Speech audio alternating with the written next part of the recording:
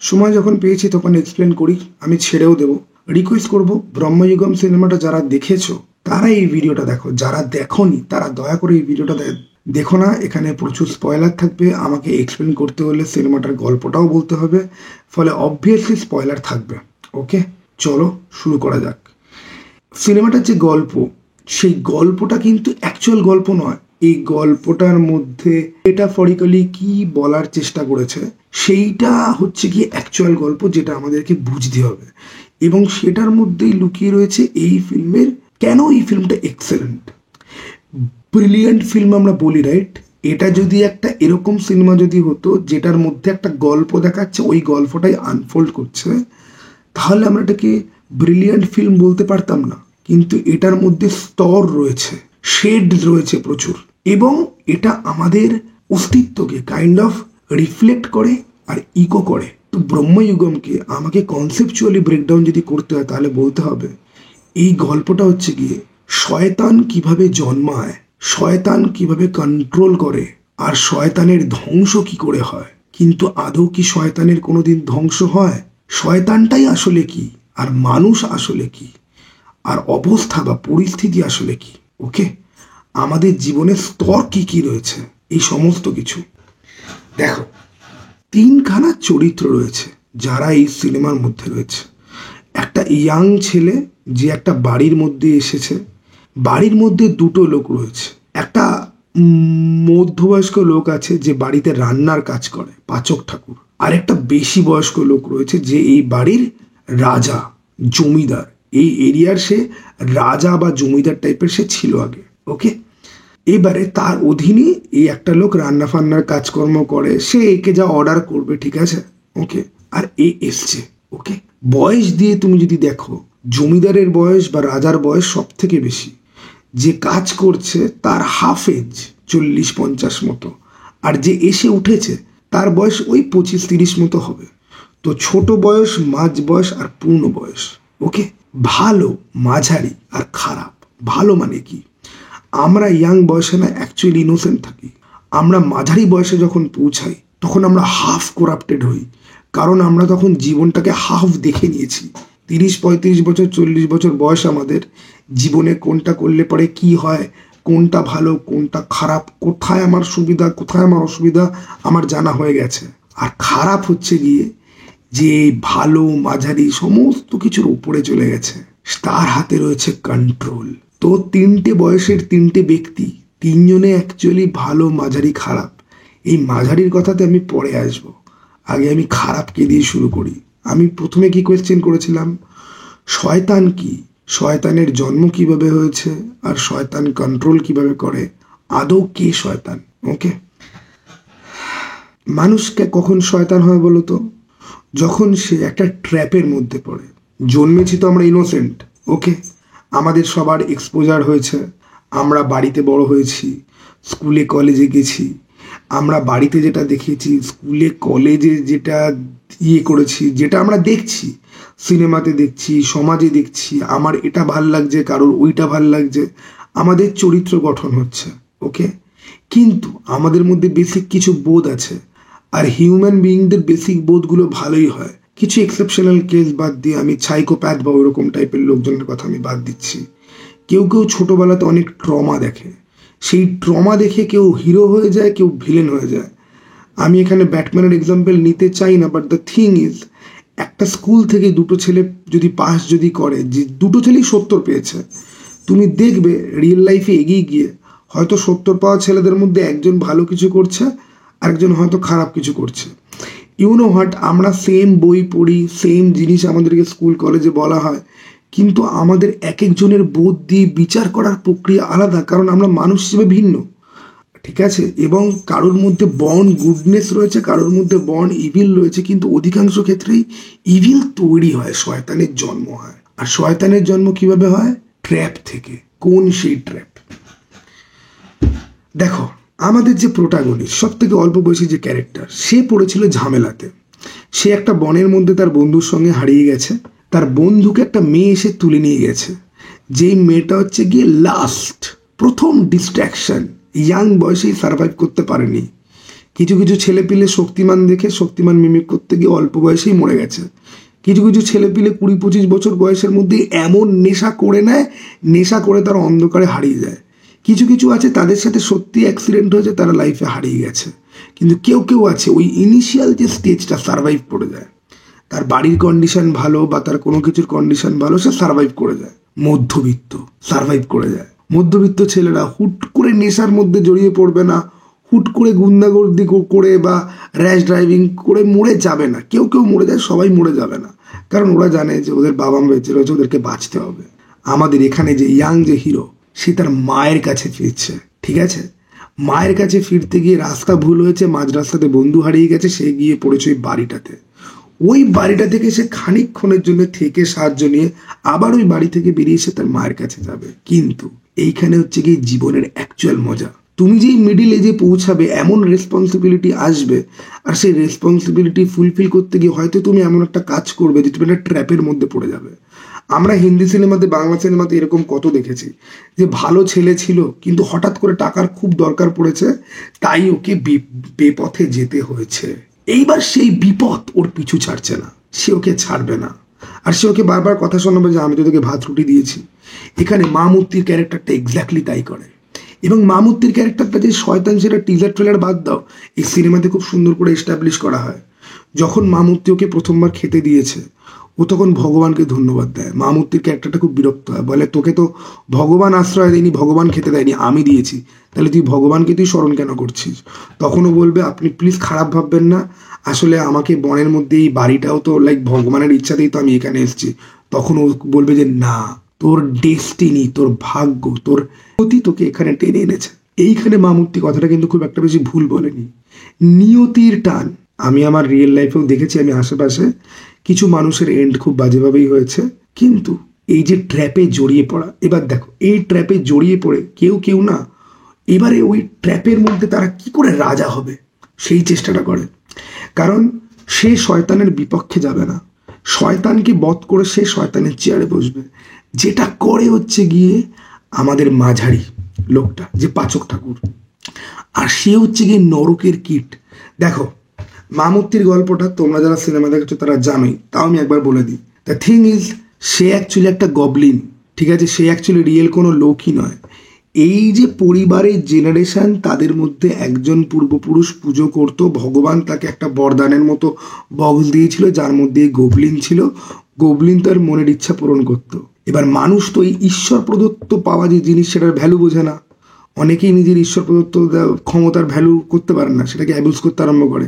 সে সেটাকে অ্যাবিউজ করেছে। ওই গবলিনটা বাইরে বেরিয়ে এসছে, বাইরে বেরিয়ে এসে সবাইকে মেরে দিয়েছে। রাজা বা জমিদারি রক্তে সবাইকে মেরে দিয়েছে। নিজের হাতে নরক তৈরি করার পরে তার একটা মিস্টেক হয়ে গেছে, এই নরকের সে একটা কীটও তৈরি করেছে। এই রাজাদের মধ্যে একজন, যে তার হোমমেড মানে বাড়িতে রান্না ফান্না করে, সেই মহিলার সাথে সহবাস করে একটা সন্তানের জন্ম দিয়েছে। এই সন্তান কিন্তু অ্যাকচুয়ালি ব্যাড ব্লাড, শরীরে রাজ রক্ত রয়েছে, আবার একদম লোয়ার সেই রক্তও রয়েছে। তার মধ্যে ভালো আর খারাপ দুটোই রয়েছে, এবং দুটোর মিক্সচার হয়ে গেছে। এবং এই দুটোর মিক্সচার হয়ে গিয়ে অ্যাকচুয়ালি এই যে মাঝারি লোকটা, সে কিন্তু আরও বড় শয়তান। সবাই মামুত্তিকে নিয়ে কথা বলছে, এই ক্যারেক্টারটাকে নিয়ে খুব কম লোক কথা বলছে, বা এই লোকটাকে নিয়ে খুব কম কথা হবে, কিন্তু অ্যাকচুয়ালি এ কিন্তু এর থেকেও ডেঞ্জারাস। এ কিন্তু ঠান্ডা মাথায় আমাদের প্রোটাগনিস্টকে কিন্তু ম্যানিপুলেট করে। এ কিন্তু প্রোটাগনিস্টকে বলির বকরা কাইন্ড অফ বানানোর চেষ্টা করে, ইউজ করে কাইন্ড অফ। কারণ ও খুব ভালো করে জানে যে এই ক্ষমতাটা এবার হাত বদলের সময় এসছে। আমি এতদিন ধরে অত্যাচারিত হয়েছি, এবার আমি ওর জায়গাটা নেব, ওর চেয়ারে গিয়ে আমি বসবো, ওর আঙ্গুঠি আমি নেব, ওর ক্ষমতা এবার আমার চাই, আমি করব রাজ। আর সেটার রাস্তাতে কেউ যাতে না আসতে না পারে। এই জন্যে লাস্টে আমাদের প্রোটাগনিস্ট আর ওর মধ্যে ঝামেলা যখন হয়, তখন প্রোটাগনিস্ট বলে যে ক্ষমতার লোভ করো না, তোমাদের ক্ষমতার লোভে সাধারণ আমার মতো মানুষরা রোজ মারা যায়, আমি তোমাকে আংটিটা পেতে দেবো না। এই নিয়ে দুজনের মধ্যে মারামারি হয়। আর হয়টা কি, প্রোটাগনিস্ট কিন্তু অ্যাকচুয়ালি মারা যায়। এবং দেখা যায় যে প্রোটাগনিস্ট তো মারা গেছেই, এই মাঝারি মাপের যে লোক, সেও বাঁচলো না। তার ভাগ্যটা এমনই খারাপ, সে পর্তুগিজদের গুলিতে সে মারা গেল বাইরে বেরিয়ে। ওটা তো আরো ফানি, এবং ওটার তো পুরো আলাদাই একটা মিনিং রয়েছে। কিন্তু শয়তান কিন্তু জন্মে গেছিল, ওর ভেতরেও জন্মেছে, এর ভেতরেও জন্মেছে। আর দেখো শেষ অবধি শয়তান কন্ট্রোল করব, ক্ষমতা নেব, এই লোভ বেঁচে থাকে, মানুষ মরে যায়। যে মানুষ লোভ করে সেই মানুষ মরে যায়, কিন্তু লোভ, এই রিপুটা বেঁচে থাকে। করাপ্টেড লোকেরা মরে যায়, কিন্তু করাপশন চিরকাল থাকে। এই জন্য দুনিয়াতে ইভিল কোনোদিন শেষ হবে না, কারণ একটার পর একটা ইভিল লোককে তুমি মেরে দিলেও পরে এরপরে তার জায়গায় অন্য কেউ বসবে, ওই প্রবৃত্তি নিয়ে, ওই প্রকৃতি নিয়ে অন্য কেউ আসবে। যেরকম দিনের পরে রাত আসে, সেরকম রাতের পরে দিন আসবে, বাট রাতকে আসতেই হবে। সমাজে বদলোক থাকতেই হবে, সমাজে বদামি জিনিসটাকে থাকতেই হবে, সমাজে ইভিল থাকবে। আর ইভিল কি করে তৈরি হয়? ইভিল এইরকম ভাবে তৈরি হয়, through the circle, through the chain. যখন ট্রেলারটা দেখছিলাম তখন তোমরা দেখছিলে তো ওই ডায়লগটা রিপিট হচ্ছে, ওই বোর্ড পাশা খেলা। ওই পাশা খেলাটা অ্যাকচুয়ালি জীবন, ঠিক আছে? ওই পাশা খেলাটা অ্যাকচুয়ালি একটা লুপ, যেই লুপের মধ্যে রাক্ষস তৈরি হয়। রাক্ষস কি করে তৈরি হয় দেখো, যখন মামুত্তির ক্যারেক্টার শুরু তোকে বলবে যে তুমি জিতে গেলে পরে আমি তোমাকে ছেড়ে দেবো, না জিতলে পর তোমাকে চিরকাল আমার বাড়িতে এখানে তোমাকে থাকতে হবে আমার ইচ্ছায়, তখন ও বলবে আমার কাছে তো কিছু নেই বেট লাগানোর মতো। বলবে না, তোমার কাছে আছে, তোমার সময়, তোমার মনুষ্যত্ব, তোমার অস্তিত্ব। তুমি নিজের ইচ্ছায় বাচ্চ না, আমার ইচ্ছায় বাচ্চ, রোজ আমাকে গান শুনিয়ে বাচ্চ। এটা মামুত্তি বলেনি, আমি বলছি। এর অন্তর্নিহিত অর্থ এটাই ছিল, জীবন তোমার হতে পারে বাট কন্ট্রোল আমি করব, কারণ আমি শয়তান। আমার কন্ট্রোল না করলে পরে আমার ঘুম আসে না। আমি তো সবাইকে মেরে ফেলেছি, এবার আমি রাজটা কার ওপর করবো? পাচক তো আমার খাবার বানিয়ে দেয়, ওর ওপর তো আমি টর্চার করতে পারবো না, তাহলে আমাকে খাবার কে বানিয়ে দেবে? তুমি হলে গিয়ে আমার খাবার, তুমি হলে গিয়ে আমার এন্টারটেনমেন্ট। দুদিন বাদেও তুমিও মরে যাবে, আবার কেউ পথ ভুল করে আসবে, যাদের লাশ ওই প্রাসাদের বাইরে বেছানো ছিল, যেটাও রাত্রিবেলা গিয়ে দেখতে পাবে। নাও সিধা আমি তোমাদের একটা এক্সাম্পল দিচ্ছি। লোন ট্র্যাপ, শয়তান কি করে তৈরি হয়? ধরো লোন ট্র্যাপ, একটা ছেলে ফাটবাজি করতে গিয়ে, ফেসবুকে ফাটবাজি করতে গিয়ে অনেক লোন করে ফেলেছে। প্রথমবার সে ধার নিচ্ছে, তার মাথার মধ্যে কি চলছে বলতো? এই ধারটা শোধ করে দেবো, আর কোনোদিন ধার নেবো না। কিন্তু ফাটবাজি তোর শেষ হয়নি, ও তো এটা বোঝেইনি যে ও লোন কেন নিচ্ছে, কারণ ওর মধ্যে ফাটবাজি জিনিসটা চলে এসছে। দুদিন বাদে মনে হলো ঠিক আছে এই ধারটা শোধ হয়ে গেছে, আরেকটা ধার নেই। 3 দিন বাদে মনে হচ্ছিল ঠিক আছে তো চলছে, আরেকটা টেনে দিয়ে চলে যাবে। ঠিক সিগারেট মদ খাওয়া যেরকম ভাবে শুরু হয়, শুরুটা হয় কোনো বন্ধু বান্ধব, কোনো এক্সটার্নাল ফ্যাক্টর তোমাকে হাতে ধরিয়ে দেবে জোর করে, ঠিক আছে? ওকে, তোমার হয়তো তার দরকার নেই, বাট আস্তে আস্তে, এ ভাই তোকে খাইয়েছিলাম, এবার তুই আমাকে খাওয়া। হ্যাঁ ভাই, তুই আগের দিন আমাকে খাইয়েছিলি, আজকে আমি তোকে খাওয়াবো। The trap which breeds evil. Evil মানে কি? ইভিল মানে কোনো মানুষ নয়, আমাদের মধ্যে রিপুর কথা বলা হচ্ছে, হ্যাবিট। আমি জানি আমার সিগারেট খাওয়া ছেড়ে দেওয়া উচিত, তাও আমি ছাড়তে পারছি না। আমার মধ্যেও সেম জিনিস রয়েছে, আমি এখন জ্ঞান মারছি এখানে, বাট আমার মধ্যেও সেম জিনিস রয়েছে। হ্যাঁ, আমি মদ ফদ খাই না, কিন্তু সিগারেট আমি খাই, আমার হ্যাবিট হয়ে গেছে। ওকে, আমি চেষ্টা করছি বাট আমি পারছি না, আমি লুপের মধ্যে আটকে যাচ্ছি। একদিন হয়তো খাওয়া কমিয়ে দিচ্ছি, পরের দিন ওই যে কালকে তো কম খেয়েছি, আজকে একটুখানি বেশি খাই, কোনো ক্ষতি নেই। এই যে loop, we can't control our self. আর যখন আমরা রিয়েলাইজ করি, যখন আমরা বেরিয়ে আসতে চাই, তখন it is already too late. এইভাবে শয়তান তৈরি হয়। আর এই যে ট্রেলারের মধ্যে ডায়লগগুলো যে রিপিট যে হচ্ছিল, এই যে জিনিসটা এই ঘুরছে রাউন্ড অ্যান্ড রাউন্ড, সময়, বছর, কাল, মাস ধরে এই শয়তানির চক্র চলেই যাচ্ছে। ট্র্যাপে পড়ছে, শয়তান হচ্ছে, আরো বড় শয়তান হচ্ছে, শেষ হয়ে যাচ্ছে, আবার শুরু হচ্ছে, আবার। This is a loop, never ending loop this is. এবং ব্রহ্মযুগম নামটা কেন? কলিযুগের সব থেকে ওয়ার্স্ট পার্ট হচ্ছে গিয়ে ব্রহ্মযুগম। সিনেমাটা শেষ হলো পর্তুগিজ ইনভেশন দিয়ে। ব্রহ্মযুগম যদি 1700 সালের সময় যদি হয়, সিনেমাতে যেরকম দেখানো হয়েছে, পর্তুগিজদের সঙ্গে সঙ্গে ইংরেজরা এসছে কিছু পরে। ইংরেজরা চলে যাওয়ার পরে আমাদের দেশে কি হয়েছে? গণতন্ত্র। আদপেও আমরা গণতন্ত্রের মধ্যে আছি? কি মনে হয় তোমাদের? কি মনে হয় আশপাশ দেখে? আর ওই ফ্রি? তোমাদের নিজেদেরকে খুব স্বাধীন বলে মনে হয়, নাকি মনে হয় যে আমাদেরকে তো কন্ট্রোল করা হচ্ছে প্রত্যেক মুহূর্তে, বাড়িতে, অফিসে, পাড়াতে, পরিবেশে, সোসাইটিতে, দেশে, রাজ্যে, ফেসবুকে কি পোস্ট করব, সমস্ত কিছুতেই আমাদেরকে কন্ট্রোল করা হচ্ছে কি হচ্ছে না? এই কন্ট্রোল করতে যাওয়ার প্রবৃত্তি কাদের মধ্যে থাকে? এই যে মামুত্তি কিছুতেই ছেলেটাকে বেরোতে দেবে না। ওর নিজের মজালোটা হয়ে গেলে পর ছেলেটাকেও মেরে দেবে, কিন্তু ছেলেটাকেও মুক্তিতে, শান্তিতে, স্বাধীনভাবেও বাঁচতে দেবে না। আর ছেলেটা পড়ে গেছে ট্র্যাপের মধ্যে, ওর মায়ের কাছে যেতে চেয়েছিল। আমাদের মধ্যে সির্ফ দুটো জিনিস রিয়েল, এক স্বাধীনতা আর এক কন্ট্রোল। কিছু মানুষ মুক্ত পাখির মতো বাঁচতে চায়, কারোর সাথে তার কোনো লেনা দেনা নেই, সে চায় সমস্ত মানুষ ভালো থাকুক, সেও ভালো থাকুক, সবাই ভালো থাকুক, কারোর সাথে সে নিজের মতো থাকবে, খাবে, দাবে, বাঁচবে। আর কিছু মানুষ চায় সবাইকে কন্ট্রোল করতে, সবাইকে। এবং এই কিছু মানুষ যারা কন্ট্রোল করতে চায় তারাই কিন্তু আমাদের পুরো লাইফটাকে ইয়ে করছে। আর কলিযুগের যে ট্রেডগুলো, যে মিথ্যা কথা, ভুল আইডিওলজি, ব্রহ্মযুগম, দেখো না আমাদের সোসাইটির সবার চিন্তা ভাবনা কন্ট্রোল কারা করছে? একটা ছেলে যে পলিটিক্স ফলো করে না সে সেলিব্রিটিদেরকে ফলো করে। সেলিব্রিটি, বালের সেলিব্রিটি, তোমাকে বলবে তুমি এই বেটিং অ্যাপ থেকে খেলো আর পয়সা কামাও। লেওড়া নিজে ক্রিকেট খেলে পয়সা কামিয়েছে, নিজে মুভি স্টার হয়ে পয়সা কামিয়েছে, ও তোমাকে বলছে এইখান থেকে জঙ্গলি এই রামি খেলো, এই বেটিং অ্যাপ খেলো, এই অ্যাপ্লিকেশনটা দেখেছো, এর মধ্যে গেম খেললে মুহূর্তের মধ্যে তুমি এত টাকা পেয়ে যাবে। ইউটিউবার, ইনফ্লুয়েন্সার সেম কথা বলছে। ওকে, সারাদিন খালি তোমাকে খেতে রেকমেন্ড করছে। 100টা মোমো 6 মিনিটের মধ্যে শেষ করলে তুমি আইফোন 15 পাবে। 100টা মোমো 6 মিনিটে শেষ করলে পর কেউ মরে যাবে। আরে ভাই 6 মিনিট কেন, 20 মিনিটেও কেউ 100টা মোমো শেষ করলে পর সে মরে যাবে, সে আইসিইউতে কেন, তাকে স্পট ডেড হয়ে যাবে সে। কিন্তু না, আইফোন 15 পাওয়ার জন্য আপনারা প্লিজ খেতে পারেন এটা। আমরা তাদেরকে পুজো করি। ব্রহ্মযুগম, দিস ইজ ব্রহ্মযুগম, দিস ইজ, আমরা এখন 2024 সালে, তো এটা 1700 সালের গল্প যেটাকে ওয়ার্স বলা হয়েছিল। So we are sitting in a time when worst of the worst is actually happening, actually taking places right now. We don't even realize that. We are just here, we are promising ourselves that tomorrow we are going to do better. But tomorrow we are going to be checking out reels and X videos, and then we are gonna follow some celebrities.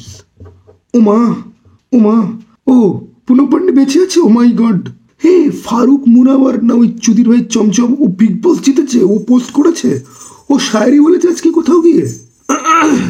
We are screwed, we don't even have any kind of idea, but we are screwed. False celebrity, fake celebrity আর fake আর corrupted ideologies দিয়ে আমরা পুরোপুরি শেষ। We don't even know how to be pure. হ্যাঁ, আর internet আমাদের never ending loop, আমাদের রাজপ্রাসাদ কোনটা জানো? Internet. Internet is corrupting us like anything. Internet is just destroying us. It is completely destroying us. ইন্টারনেটের আমাদের সব থেকে বড় বন্ধু হওয়ার কথা ছিল, বাট ইন্টারনেটকে আমরা জানি না। ইন্টারনেট হচ্ছে কি আমাদের কাছে ঈশ্বর প্রদত্ত ক্ষমতা, যেটাকে আমরা অ্যাবিউজ করছি, এখন সেটা আমাদেরকে গিলে খাচ্ছে। একটা সময়ের পর মানুষ আর মদ খায় না, মদ মানুষকে খায়। চরিত্রের স্থলন, যেটাকে এই সিনেমার মধ্যে রিপ্রেজেন্ট করা হয়েছে। এই মাঝারি লোকটা যে বাড়িতে রান্না করতো, পাচক ঠাকুর, যেটাকে রিপ্রেজেন্ট করে, ও নিজের অরিজিন খুব ভালো করে জানতো, চেনে বুঝে ও নিজের জন্য ওয়েট করছিল বসে বসে। ও কিন্তু ওই বাড়ি থেকে বেরোতে কিন্তু চায়নি এমনি এমনি। এই ছেলেটা যেরকম বাড়ি থেকে মুক্তি পেতে চেয়েছে, এই অন্ধকূপ থেকে মুক্তি পেতে চেয়েছে, ও কিন্তু সেটা চায়নি, ওই ক্ষমতাটা চেয়েছে। ওর বাড়ি থেকে মুক্তি না পেলে পরেও চলতো, ওর ক্ষমতাটা চাই, ক্ষমতাটা কন্ট্রোল করবে। লাস্টে ওর থেকেও বড় ইভিল এসে ওকে মেরে দিয়ে চলে গেল। চলো টাটা ভাই, আবার যেন দেখা ভাই, এটা আমি কালকেই ছেড়ে দেবো। তোমরা দেখে বলো তোমাদের কার কি মনে হয়েছে, কতজন দেখতে গেছো। Good night, tata, bye bye.